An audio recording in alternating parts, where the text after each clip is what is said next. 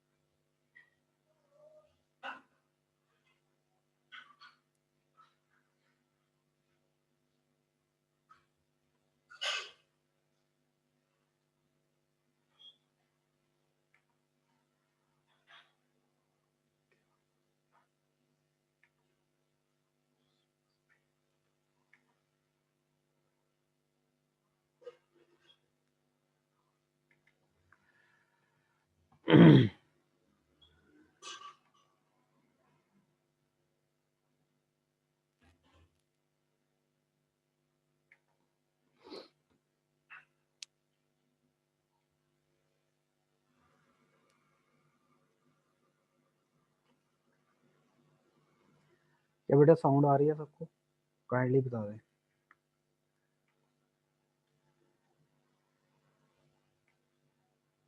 Hello, sound आ रही है सबको? उस्मान, काइंडली आप बताओ। All okay? हाँ जी सर, ऑल ओके। ठीक है, ओके। स्टूडेंट्स, आज हम जो टॉपिक स्टार्ट करने जा रहे हैं that is nomenclature of coordination compounds, यानी हमने कोऑर्डिनेशन कंपाउंड्स की नेमिंग कैसे करनी है। तो यहाँ पर आपको लिखा हुआ नज़र आ रहा है कि वर्नर एक साइंटिस्ट था जिसने सबसे पहले कोऑर्डिनेशन कंपाउंड्स को नेम देने का तरीका जो है वो मुतारफ़ करवाया था। फिर इसके बाद जो है जो वर्नर मेथड था उसमें थोड़ी बहुत मॉडिफिकेशन की थी international union of pure and applied chemistry ने, ताकि वो सिस्टम जो है वो उसको मज़ीद इम्प्रूव किया जा सके। अब हमने आज के लेक्चर में वो सारे के सारे रूल्स पढ़ने हैं जिनके ज़रिए हम कोऑर्डिनेशन कंपाउंड की नेमिंग करते हैं या उनकी नोमेनक्लेचर करते हैं। तो सबसे पहले बेटे जो हमारे पास पॉइंट है that is order of listing ions, आपको ये पता है कि सबसे पहले हम लेफ्ट साइड पे कटाइन लिखते हैं और राइट साइड पे एनाइन लिखते हैं। जैसे हम सोडियम क्लोराइड को लिखें आयनिक कंपाउंड में, तो जो कटाइन है सोडियम आयन उसको लेफ्ट साइड पे लिखते हैं और जो एनाइन है उसको राइट साइड पे लिखते हैं। नेम देते वक्त भी सोडियम को लेफ्ट पे लिखेंगे, क्लोराइड को मतलब जो है वो दाएं पे लिखेंगे। ठीक है, तो जब भी आपने कोई कोऑर्डिनेशन कंपाउंड लिखना है या कोई आयनिक कंपाउंड लिखना है तो लेफ्ट साइड पे आपने कटाइन और राइट साइड पे आपने एनाइन मेंशन करना है। यहाँ पर आप इस कंपाउंड को देखें तो इस कंपाउंड में आपको नज़र आ रहा है कि ये वाला जो हमारा कोऑर्डिनेशन सफियर है ये लेफ्ट पे और क्लोराइड जो है राइट साइड पे। क्लोराइड एक क्लोराइड पे होता है -1 चार्ज, 3 क्लोराइड पे होगा -3 और कोऑर्डिनेशन सफियर पे कितना चार्ज होगा +3। अब देखिए ना, एक क्लोराइड पे -1, 2 क्लोराइड पे -2, 3 क्लोराइड पे -3 और इस कोऑर्डिनेशन सफियर पे ओवरऑल +3। ओवरऑल कंपाउंड ये न्यूट्रल है। तो जब आपने मतलब जो है वो लिखना है तो आप क्या करोगे, आप जो है वो कटाइन को फर्स्ट प्लेस करोगे, एनाइन को बाद में। नेम लिखते वक्त भी तो आपने क्या करना है, जो कटाइन का नेम है उससे पहले लिखना है, देन आपने एनाइन का नेम लिखना है। इस आप एग्जांपल में देखें, यहाँ पर पोटाशियम जो है 2 है, एक पोटाशियम पे +1 चार्ज होता है, 2 पोटाशियम पे चार्ज होगा +2। ठीक है, और ये हमारे पास जो कोऑर्डिनेशन सफियर है इस पे चार्ज होगा -2। तो कटाइन जो है वो कौन सा है, पोटाशियम है, और अनायन जो है ये वाला है हेक्साक्लोरोप्लाटिनेट 4। तो कटाइन को हम फार्मूला लिखते वक्त या नेम लिखते वक्त सबसे पहले हम कटाइन मेंशन करते हैं, देन हम अनायन को मेंशन करते हैं, यानी ऑर्डर ऑफ लिस्टिंग आइंस में कटाइन प्लेस फर्स्ट एंड अनाइन एंड देन अनाइन। ठीक है, ये तो हो गया जी हमारा आइंस को प्लेस करने का मेथड। अब हम देखते हैं कि वन सा मिनट,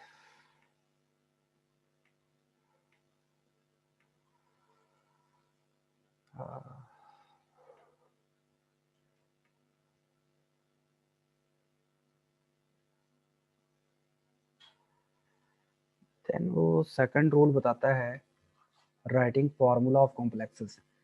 अब फॉर एग्जांपल ये हमने कॉम्प्लेक्स लिखा है, इसको लिखने का मेथड क्या है, इसको लिखने का मेथड ये है कि सबसे पहले आप सेंट्रल मेटल लिखेंगे। सेंट्रल मेटल लिखने के बाद आप जो अनानिक लिगेंड्स हैं उनको लिखेंगे फार्मूला लिखते वक्त। ये फार्मूला लिखने का तरीका है, नेम लिखने का तरीका नहीं है। जब आपने कॉम्प्लेक्स को लिखना है तो सबसे पहले सेंट्रल मेटल मेंशन होगी, उसके बाद आपने लिगेंड्स मेंशन करने हैं। लिगेंड्स में अनानिक लिगेंड जो हैं वो पहले लिखेंगे, देन आप न्यूट्रल लिगेंड लिखेंगे और नीचे जो है उनको उनकी तादाद मेंशन करेंगे कि कितने कितने लिगेंड्स लगे हुए हैं, और आप कॉम्प्लेक्स को स्क्वायर ब्रैकेट में क्लोज कर देंगे। अगर आप इस कॉम्प्लेक्स में भी देखें तो सबसे पहले कोबाल्ट है जो सेंट्रल मेटल है, इसके बाद जो है अनानिक लिगेंड है, ये वाला अनानिक लिगेंड जो है वो कौन सा है NO2 और इनकी तादाद 3 है, और देन लिखा हुआ है अमोनिया न्यूट्रल लिगेंड। यहाँ पर भी क्लोराइड जो है वो मेटल, प्लैटिनम जो है वो पहले मेटल, उसके बाद 2 क्लोराइड अनायनिक लिगेंड और देन जो है वो अमोनिया जो न्यूट्रल लिगेंड्स हैं। ठीक है, जब आपने कोऑर्डिनेशन कंपाउंड का नेम लिखना है कोऑर्डिनेशन सफियर का, तो सबसे पहले आप जो है वो लिगेंड का नाम लिखेंगे, और लिगेंड अगर एक से ज़्यादा तरह के हैं तो इनको अल्फ़ाबेटिकली लिखेंगे। ठीक है, मसलन यहाँ क्लोरो है और अमाइन है, तो यहाँ अमाइन जो है वो अल्फ़ाबेटिकली A से शुरू होता है और क्लोरो जो है वो C से शुरू होता है। ठीक है, तो आप क्या करोगे, अमाइन जो है वो पहले लिखोगे क्योंकि ये A से शुरू होता है, क्लोरो जो है वो C से शुरू होता है, इसको बाद में, और फिर मेटल का नाम लिखोगे। तो ये इसका तरीका होगा। अब मिसाल के तौर पर अगर हम इसको लिखें ज़रा, तो यहाँ पर अमाइन जो है वो 2 हैं, तो 2 के लिए वर्ड क्या आएगा, डाई, प्रीफिक्स यूज़ करेंगे डाई। अगर 3 होते तो लिखना था ट्राई, अगर 4 होते टेट्रा, 5 होते पेंटा, इस तरह से। ठीक है, तो इसको अगर हम लिखें तो यहाँ पर जो है वो अल्फ़ाबेटिकली अमाइन पहले आएगा, तो इसको लिखेंगे डाई अमाइन। ठीक है, और फिर क्लोरो है तो इसको लिखेंगे डाई क्लोरो। और फिर मेटल है, इसका नाम क्या है, मेटल का नाम प्लाटिनम। और फिर मेटल का जितना चार्ज होता है कोऑर्डिनेशन स्फीयर पे, कोऑर्डिनेशन स्फीयर पे नहीं, कोऑर्डिनेशन स्फीयर के अंदर मेटल पे चार्ज जितना है, यहाँ पर मेटल पे चार्ज है +2। उसकी वजह ये है क्योंकि ओवरऑल कोऑर्डिनेशन स्फीयर में आप देखो तो कोऑर्डिनेशन स्फीयर जो है वो न्यूट्रल है। 2 क्लोराइड लगे हुए हैं जो नेगेटिवली चार्ज हैं, 2 अमोनिया लगे हुए हैं। अमोनिया वैसे ही न्यूट्रल होता है, क्लोराइड पे होता है -1, 2 क्लोराइड पे -2, ये कंट्रीब्यूट करें -2। फिर मेटल पे चार्ज कितना होगा +2, तो हमने रोमन लेटर में लिखना है +2। प्लस नहीं लिखेंगे, वैसे 2 डाल देंगे, ये इस कंपाउंड का नेम है। तो जब आपने कोऑर्डिनेशन स्फीयर को लिखा, सबसे पहले आपने लिगेंड को लिखा, लिगेंड्स में आपने अल्फ़ाबेटिकली लिखना है। ठीक है, फिर आपने मेटल को लिखा और मेटल पे फिर जो चार्ज है उसको मेंशन कर दिया, तो ये हमारे पास हो गया कोऑर्डिनेशन स्फीयर को नेम देने का तरीका। मैंने आपको कुछ बताए थे कि कुछ होते हैं क्लेटिंग लिगेंड्स। क्लेटिंग लिगेंड से मुराद ऐसे लिगेंड्स होते हैं जो जिनके पास 2 डोनर एटम होते हैं या 2 से ज़्यादा डोनर एटम होते हैं। ठीक है, यानी और वो जब मेटल के साथ लिंक करते हैं तो साइक्लिक कॉम्प्लेक्स बना लेते हैं।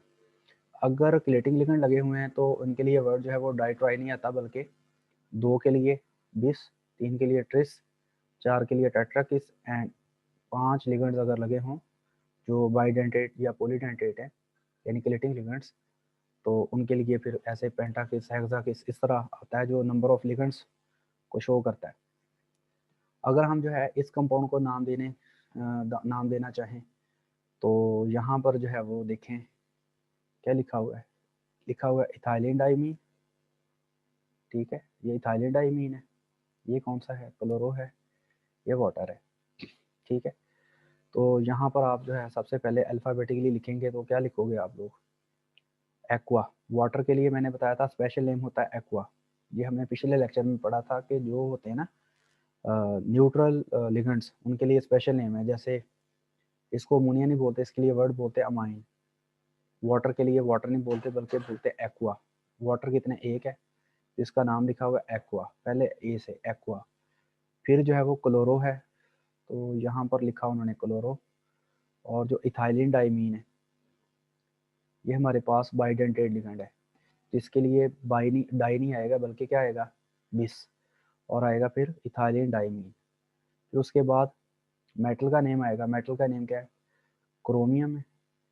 और फिर मेटल पे चार्ज कितना है, उन्होंने लिखा हुआ है 3, रोमन लेटर में लिखा है 3, यानी मेटल पे जो चार्ज होगा वो हम रोमन लेटर में मेंशन करेंगे। अब हमें कैसे पता चलेगा मेटल पे कितना चार्ज है, ये देखो कोऑर्डिनेशन स्फीयर के बाहर है सल्फेट, तो सल्फेट पे है -2 चार्ज। आप सबको पता है, ये आपने 9th 10th में पढ़ा हुआ है, सल्फेट में -2 होता है। तो ओवरऑल इस कोऑर्डिनेशन स्फीयर पे होगा +2 चार्ज। अब कोऑर्डिनेशन स्फीयर पे +2 चार्ज है। अब इसमें 2 इथाइलिन डाइमीन है, ये भी न्यूट्रल है, वाटर भी न्यूट्रल है। क्लोराइड होता है -1, तो क्लोराइड जो है वो -1 है। यहाँ क्रोमियम पे होगा +3, क्योंकि +3 जो है एक क्लोराइड से उसका एक पॉजिटिव चार्ज कैंसिल हो जाएगा, बाकी नेट बच गया +2, जिसको सल्फेट न्यूट्रलाइज कर रहा है, यानी यहाँ पर मेटल पे चार्ज जो है वो +3 है। तो यहाँ पर हम लिखेंगे रोमन लेटर में 3। ये हमारे पास जो है वो कोऑर्डिनेशन स्फीयर का नेम है, ये वाला। ठीक है, कोऑर्डिनेशन स्फीयर का जो नेम होगा उसको हम सिंगल यूनिट लिखेंगे, यानी किसी भी जगह कोई गैप, कोई कोमा, कोई हैपन नहीं आएगा। यहाँ पर आप देखें ये सारा इन अ सिंगल यूनिट है। और एंड पे लिखेंगे जो हमारे पास आयन होगा दैट इज सल्फेट। ठीक है, तो सल्फेट का यहाँ पर एंड पे हमने लिख लिया। अब क्या स्टूडेंट्स आप सब लोगों को समझ आ रही है, तो काइंडली अपना बता दें ताकि जो है वो उसको किया जा सके। क्या आप लोगों को समझ आ रही है? किसी का कोई क्वेश्चन तो नहीं है अभी तक? उस्मान, आपको समझ आ रही है? हाँ जी सर, क्लियर है सर। बस ये जहाँ पे आपने ये ये नाम है बिस लिखा है, इसका क्या कैसे आएगा ये? मैं कह रहा हूँ जब बाइडेंटेड या पॉलीडेंटेड लिगेंड लगा होगा ना, जो क्लेट बनाता है, यानी रिंग कॉम्प्लेक्स बनाता है, उन लिगेंड्स के साथ हाँ जो जी है सर। वो बाइडेंटेड लिगेंड या पॉलीडेंटेड लिगेंड्स के साथ जो है वो हम डाइट्राई नहीं यूज करते, बल्कि बेस यूज करते हैं। मैं आपको इसका स्ट्रक्चर लिख के बता देता हूँ, आपको थोड़ा सा आइडिया हो जाएगा। अभी 1 मिनट रुकना, मैं रेजर से थोड़ा सा ये कर लूँ सीधा पदरा। 1 मिनट।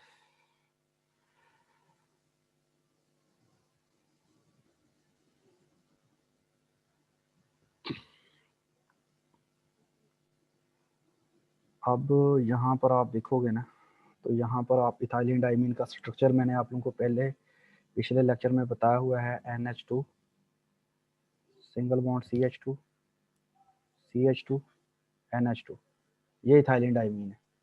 अब इस नाइट्रोजन के पास भी लोन पेयर है, इस नाइट्रोजन के पास भी लोन पेयर है। अब ये किसके साथ लिंक्ड है? It is linked with the chromium.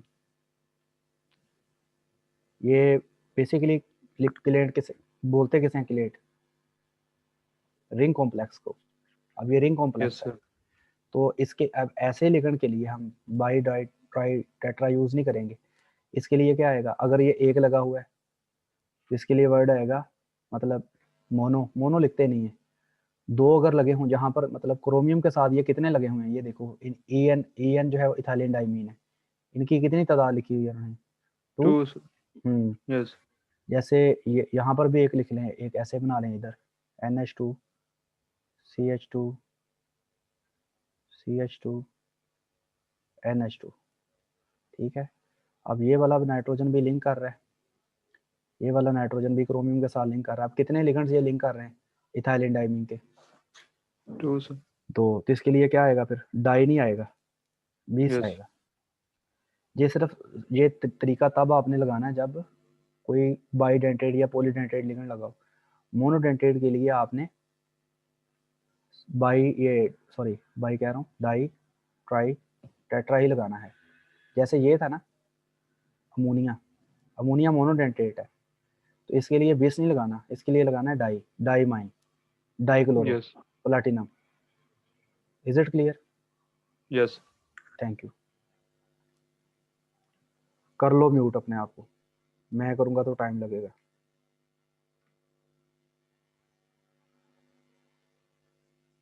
तो यार जिनकी वीडियो चल रही है ना, ये अपनी वीडियो बंद करें, इनकी शक्लें देखी हुई हैं बहुत ज़्यादा। ये हमारे पास है एक लड़का आ रहा है, उसका नाम पता नहीं क्या है, ऐ शक्ल ਇਹਦੀ देखी है मैं, 71 दी जंग च शहीद होने वाले दी। इसको भी चाहिए अपनी शक्ल बंद कर ले। अब इसने शक्ल ऊपर कर ली अपनी, चलो मर्जी इसकी, मौजी बनता है। तो देखें बेटा, यहाँ पर जो है आपको कुछ नज़र आ रहे होंगे लिगेंड्स, उनके नेम। यहाँ पर जैसे फ्लोरो जो है उसका, वैसे फ्लोराइडाइन है, इसका नाम क्या है? फ्लोरो। मैंने बताया था नेगेटिव लिगेंड्स जो हैं उनका नेम एंड होता है ओ पे। ये है क्लोरो, ये है ब्रोमो, ये है आयोडो, ये है ऑक्सो, हाइड्रोक्सो, सियानो, कार्बोनेटो। ये आपके सामने सारे के सारे अनायनिक लिगेंड्स हैं। ये उनके नेम कैसे लिखने हैं? ये है हाइड्राइड को हाइड्रो, सल्फेट को सल्फेटो, नाइट्रेट को नाइट्रो नाइट्रेटो। ये है थायोसल्फेटो, ये है नाइट्रो।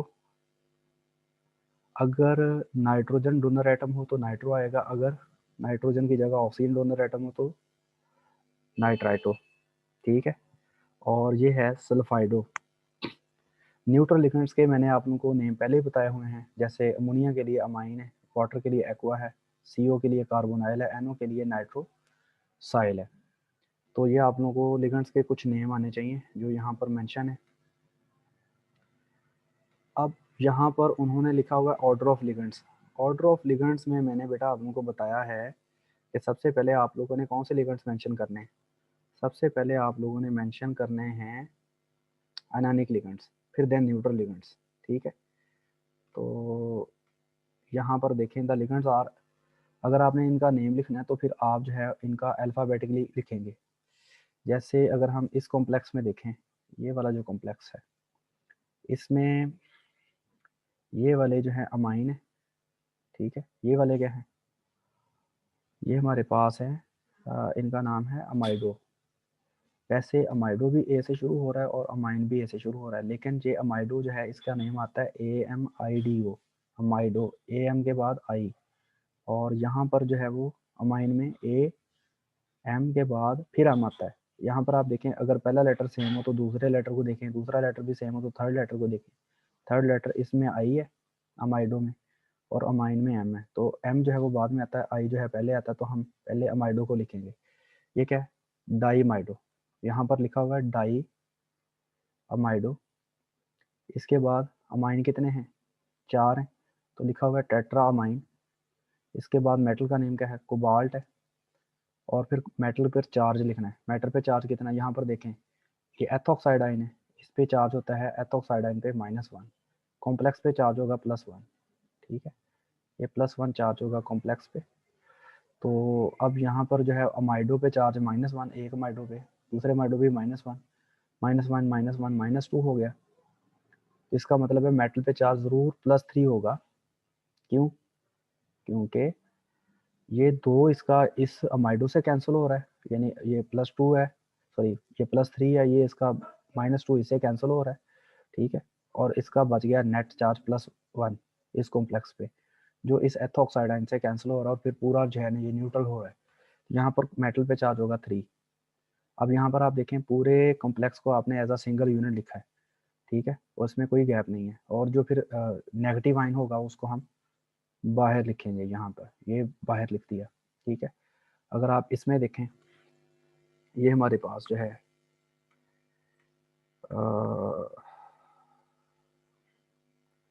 यहाँ पर आप देख सकते हो कि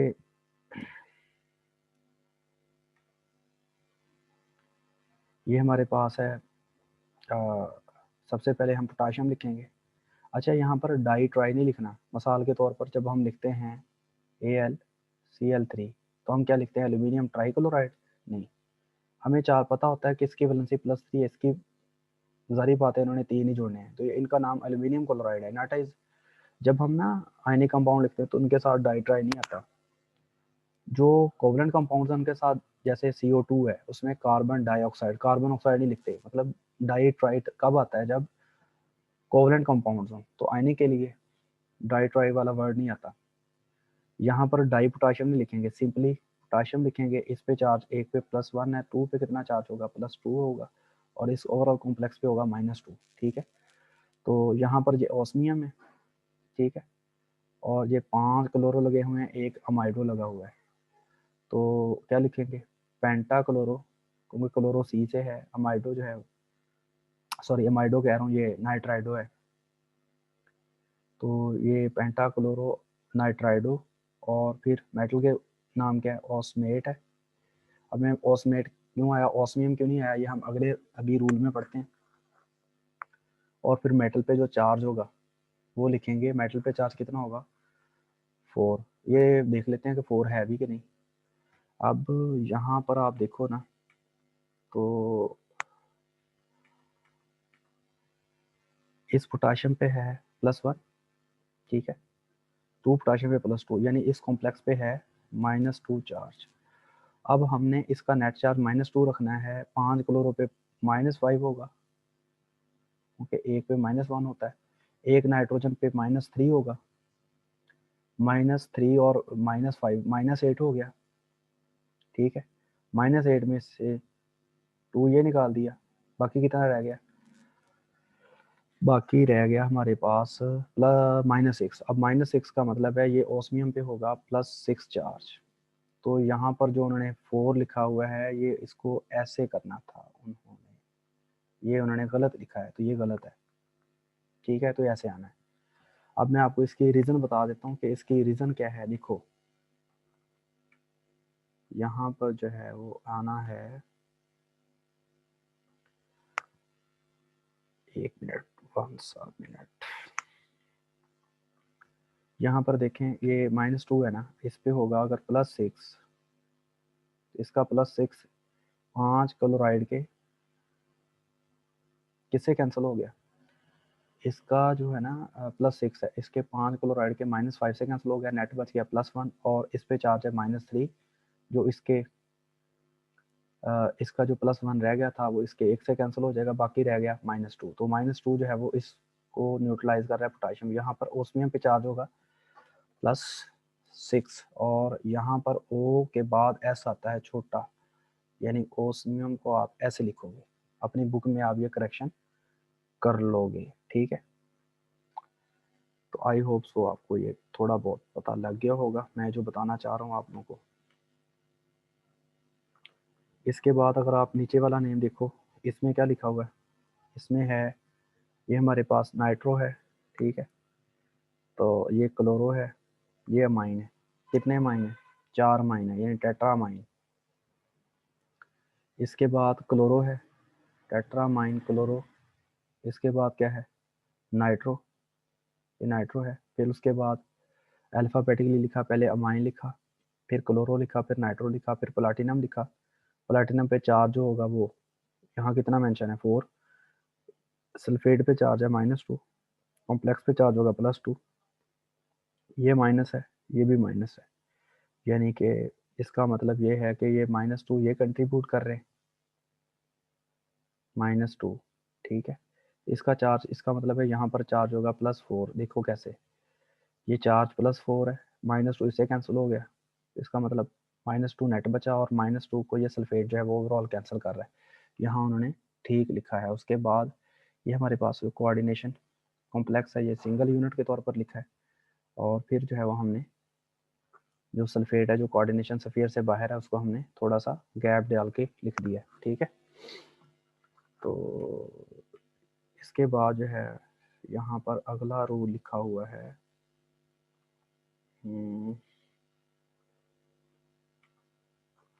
टर्मिनेशन ऑफ नेम्स। अगर मिसाल के तौर पर आपने देखना है कि आपका जो कॉम्प्लेक्स है, ठीक है, वो कटायनिक है या न्यूट्रल है। अगर वो कटायनिक या न्यूट्रल हो, कटायनिक हो या न्यूट्रल हो, तो मेटल के नेम को चेंज नहीं करना, ठीक है।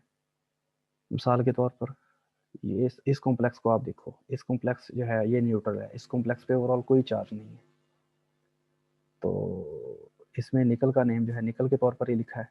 अच्छा, ये जो हमारे पास इसके साथ लिगेंड लगा हुआ है ये कौन सा है, डाई मिथाइल ग्लाई ऑक्सीमेटो। ये डाई मिथाइल ग्लाई ऑक्सीमेटो जो है ये बेसिकली बाइडेंटेड लिगेंड है, ठीक है। तो ये हमारे पास जो है कितने लगे हुए हैं, ये हमारे पास 2 लगे हुए हैं। तो अगर हम, मैंने अभी आपको बताया कि अगर बाइडेंटेड या पॉलीडेंटेड लिगेंड लगा हो तो उसके लिए हम डाई ट्राई नहीं लिखते बल्कि बिस या ट्रिस लिखते हैं, अगर मतलब जो भी है। यहाँ पर ये 2 हैं तो इसके लिए क्या लिखा, बिस लिखा, फिर इसका नाम क्या है, डाई मिथाइल ग्लाइऑक्सामेटो लिखा, और उसके बाद जो है निकल लिखा, ठीक है। यहाँ पर निकल, यहाँ गैप नहीं आना, ठीक है, ये गैप नहीं, इसको बिल्कुल साथ लिखना है। और उसके बाद जो है 1 पे चार्ज होगा -1, 2 पे चार्ज होगा -2, तो इस ओवरऑल निकल पे चार्ज होगा +2, क्योंकि ओवरऑल ये न्यूट्रल है, यानी 1 लिगेंड पे होगा -1, 2 लिगेंड पे होगा -2, तो इसका मतलब यहाँ पर होगा +2, तो ये उन्होंने 2 चार्ज लिखा, मेटल का चार्ज। कोऑर्डिनेशन स्फीयर का चार्ज नहीं लिखना, कोऑर्डिनेशन स्फीयर 0 है तो यहाँ 0 नहीं ना लिखा हुआ, यहाँ पर तो मेटल का चार्ज लिखना है, ये मेटल के नाम के आगे। और यहाँ पर जो है ना कोई इधर आप कह लें कि अनाइन कोई नहीं है, तो इसलिए यहाँ पर बिल्कुल ये हमारे पास सिर्फ कोऑर्डिनेशन स्फीयर है, ये न्यूट्रल कोऑर्डिनेशन स्फीयर था। न्यूट्रल कोऑर्डिनेशन स्फीयर हो तो भी मेटल का नेम चेंज नहीं करना एंड पे। और अगर यहाँ पर आप देखो ये वाला, इसमें भी ये हमारे पास कोऑर्डिनेशन स्फीयर जो था वो कटायनिक था। हमें कैसे पता चला कि टाइनिक है, क्योंकि यहाँ बाहर अनाइन लगा हुआ है, ये वाला सल्फेट अनाइन है, जो कोऑर्डिनेशन स्फीयर से बाहर है वो अगर राइट साइड पे तो इसका मतलब वो अनाइन है, ठीक है। तो टाइम रह गया 10 मिनट, तो नोमेनक्लेचर जो है वो कल भी जाएगी इंशाल्लाह, तो कल हम इसकी मज़ीद प्रैक्टिस भी करेंगे, ठीक है। तो यहाँ पर आप देखें ये हमारे पास जो है वो कोऑर्डिनेशन स्फीयर से बाहर है सल्फेट, ठीक है। तो ये जो सल्फेट है ये हमारे पास अनाइन है, तो हमारे पास कोऑर्डिनेशन सफियर जो है वो कटाइन है। तो यहाँ पर भी हमने मेटल के नेम को चेंज नहीं किया। अगर कोऑर्डिनेशन सफियर कटाइनिक हो तो भी मेटल के नेम को चेंज नहीं करना, अगर कोऑर्डिनेशन सफियर न्यूट्रल हो तो भी मेटल के नेम को चेंज नहीं करना। लेकिन अगर आप इस एग्जांपल में देखें, इस एग्जांपल में बाहर जो लिखा हुआ है वो कैल्शियम है, यानी मेटल को बाहर लिखा, पॉजिटिव आयन बाहर है, जिसका मतलब है ये वाला हमारे पास जो है वो कोऑर्डिनेशन सफियर ये अनायनिक है।